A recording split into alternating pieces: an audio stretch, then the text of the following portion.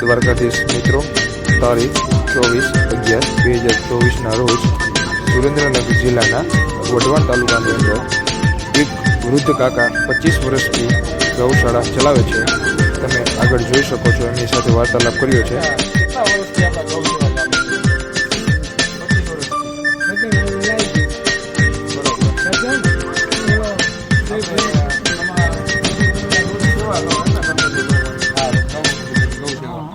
બરોબર.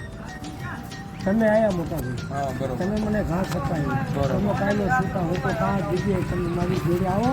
અને તમે આ પૈસા આપી દો. નીરું. બરોબર. અમે લખતરથી આવ્યા, અમે આવું એક ગ્રુપ ચલાવી રહ્યા. અને અમે વળી જોયું હતું સોશિયલ મીડિયા ઉપર કે તમે આવું બધું ચલાવો છો.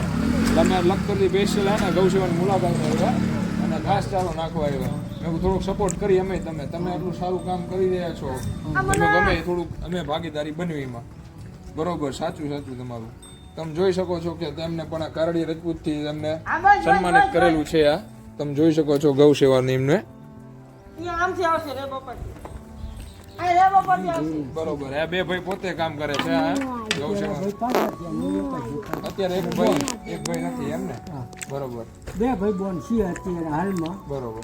5 ભાઈ બોન હતા, એક હારે બેન છે અને 2 ભાઈ બોન અહીંયા જ છે, એક પાછા છે 2 ભાઈ બોન. બરોબર. 25 વર્ષથી આ ગૌ સેવા ચાલુ છે. હા, બરોબર. ઈમાનદારીથી આપું છું બાપાને દયા, ઈશ્વરનો ધણી.